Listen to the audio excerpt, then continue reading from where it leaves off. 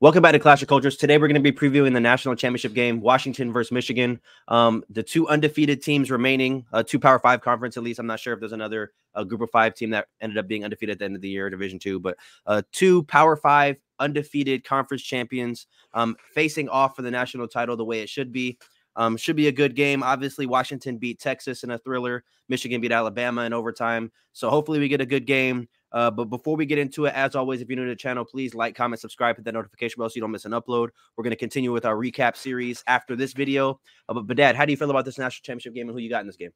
Man, such different styles. And really, I want to see who comes out on top. You got a team, Washington, who spread you out, has 4 very good wide receivers. And yeah, they're going to try to spread you out, throw the ball very quickly, get the ball into athletes' hands. You got Michigan, who's an in the trenches team that we've talked about on this channel numerous times. They're going to line up behind that big offensive line and just try to move people with Blake Corum, Donovan Edwards running behind them. J.J. McCarthy is going to, try to play action and get the ball to Wilson and some of those guys, but they live in the trenches, both offensively and defensively. So these are two completely different styles. But to your very good point, this is the game that we should all been asking for.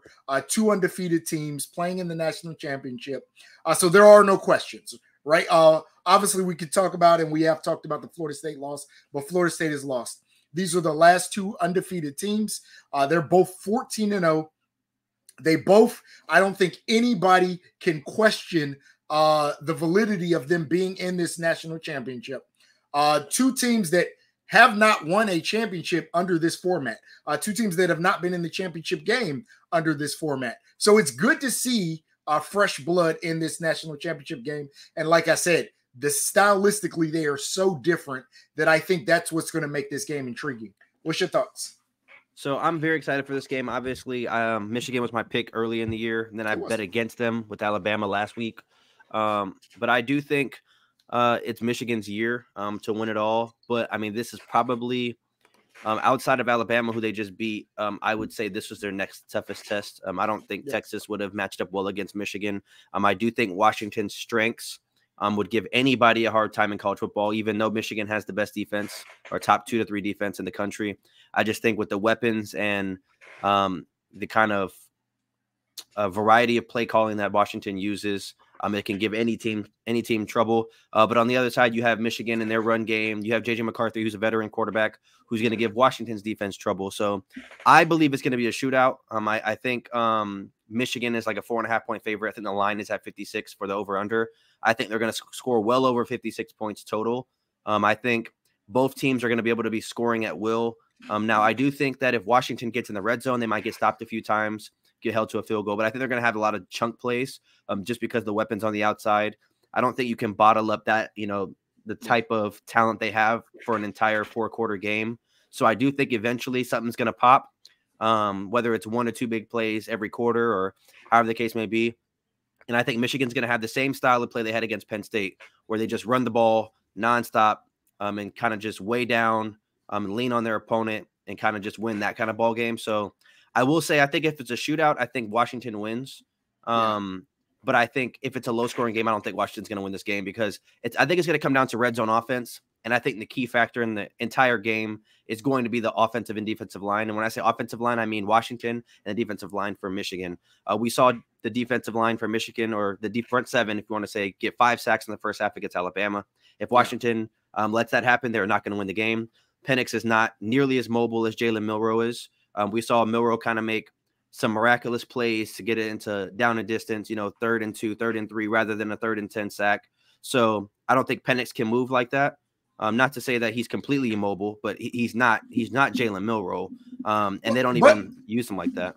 But I think the difference is Penix, as I watched that Texas game, and I've seen Washington a couple times this year, they are very good at drawing up plays that gets the ball out of his hands quickly. So they will have the extended plays where they go deep, but probably 70 to 80% of their pass plays are basically he's taking it and then it's gone. He's getting the hike and then it's gone. So I think that's what they'll try to do to neutralize that pass rush. Again, kind of to your point, I don't think Washington's offensive line can really hold up against that Michigan defensive line, especially on some of those extended plays, unless you're kind of doing it as a play action or you're trying to move the pocket. But I think what they're going to really try to do is he gets the snap, the ball's gone.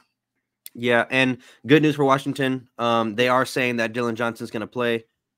So shouldn't have any concern there. They are limiting his reps throughout the week, but I mean, even if you just have him there as a threat, I think it helps.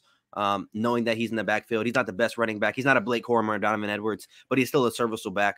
Had just as many yards.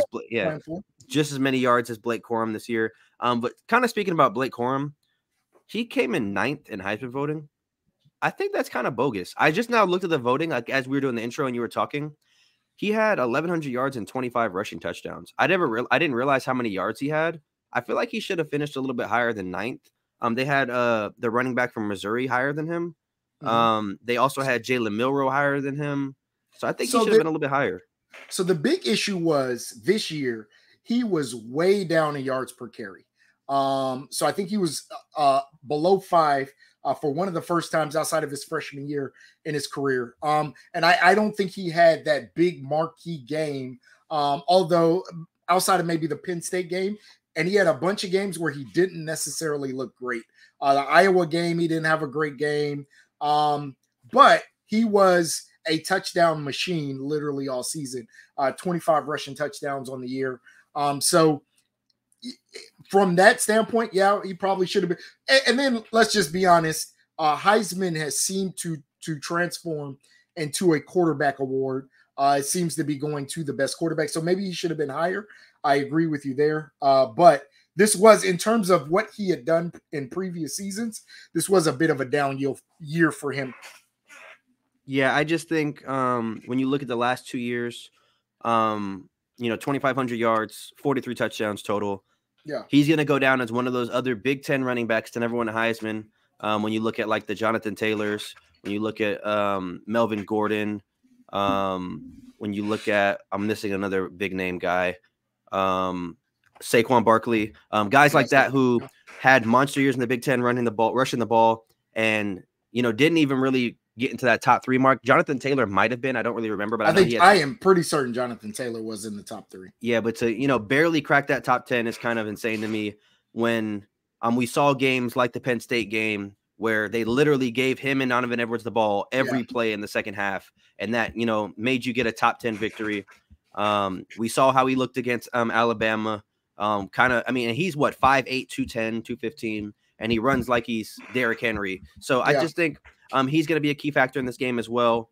I'm not mad if either of these teams win. I just want to see a really good game. Like I've been saying, leading up to this, though, every single playoff has had a blowout. So the numbers say that this game could be a blowout. So I would say I don't think it's going to be, but would I be surprised if one of these teams win by 17? No, because it's always happened in the playoffs. Now, if you said, keeping with trends, that this game was a blowout, it's funny because you would think I would lean Washington, but I honestly would lean Michigan. And I only say that because I think if that's the case, that means they're really leaning on Washington, and those boys are not able to stop them in the trenches. And then again, Michigan has a very good defense. So that means they're able to slow those receivers a little bit, maybe cause a couple of 3-and-outs, and they're able to just kind of push that Washington defense around. Washington's defense is actually not very good at all. I don't want to say not very good. I will say middle of the road. I know they're very low in terms of defending the pass. So I think if you took all the different units in this game, the Washington defense is probably the weakest, right? I think Washington's offense is great. I think Michigan's offense and defense are both very, very good units. So that is probably the weakest unit. So if you tell me this game was a blowout, I think that is truly because Michigan was able to lean on them. They were able to get that run game going, and Washington was not able to stop it. And they were able to sustain long drives, breaking off 5, 7, 8, 10, 15 yards running, and Washington just wasn't able to do anything in the trenches. Yeah, so I think if it is a blowout, for Washington, I think it's going to be very high scoring, but I think if Michigan wins by blowout, it may be like a 24-7 type game, Yeah. Where it's very low scoring and they kind of just hold the ball. I'm really having a hard time choosing who wins this game. I think it's a 50-50 game. I think it could either go either way. I think Michigan can lean on them and it could be a very low scoring game, or I think Washington could win 56-48. I just think it could be really a tale of two worlds. It just depends kind of how the pace of play goes. If Penix's able to get that ball out fast and they're able to score fast, I don't think they're going to be able to stop Michigan's offense. But I think if, turnovers go on both sides of the ball, you get red zone stops. So if I had to pick a winner right now, I'm going to say Michigan. I think Michigan wins in a somewhat high scoring game. I would say like 35-31, kind of like the Alabama Clemson game a couple years back or 5 or 6 years ago. I just think the run game is going to be paramount in Michigan's success. But like I said, I wouldn't be surprised if Washington won this game just because of how explosive they looked throughout the entirety of the season. They had a couple of hiccups along the way against teams that they shouldn't have. But when it came down to it, against the Oregons, against the Texas game, against Utah, the tough defenses that they had to play, Penix has showed up. So I'm not going to doubt him and say that he's not going to, put on another historical performance. But I also did see another post that said if Penix were to, have this 400 or 350 yard game, he could go down as one of the biggest Heisman snubs ever. And I actually agree with that because you're on a 15-0 team with the numbers to back you up, and you played lights out in not only the conference championship game but semifinal and the college football playoff championship. I think the biggest story wouldn't be the snub because I think Daniels did things to deserve it. I think what that would lean to is that the Heisman should not be awarded to the end until the end of the season, taking in the entire season in consideration. Because I think based off of just that Texas game, and let's assume he has another good game this week and plays well, even win or lose, let's just say Penix plays well. I think you then say, hey, Penix should have won the Heisman. So I think when the award was given, it was given to the right person. I think the real problem is that the award should not be given until the end of the season. So there's going to be a big comparison between Penix and Deshaun Watson because Deshaun Watson went 15-0 and didn't win the Heisman, and Lamar Jackson got it, and his team was 9-3 or 10-2. And but so I think if Penix gets it, if Penix was a championship, it's going to be the very comparison of the same situation. And I think everybody would say the same thing. If we went to the end of that season, Deshaun Watson should have been the Heisman or would have been the Heisman winner, right? If they had voted at the end of the season, Deshaun Watson would have been the Heisman winner. So like I said, I don't think it was given to the wrong person based off of the criteria and when votes needed to be turned in. I think the real answer is it should not. And I think I said this in one of our preview videos of one of the things we would change about college football. I think that the real answer is wait till after the bowl games and then give all of these awards at the end, have the big award. And for college football, it's probably just another week or two that you can be in the national pulse. You can still have people talking about college football. If you did this a week or two afterwards, you'd probably get much more people showing up. Since the season's over at that point, you're not missing practice or whatever the case may be, which is affecting possibly bowl teams or national championship teams. I think that's just a better way to do it. I agree.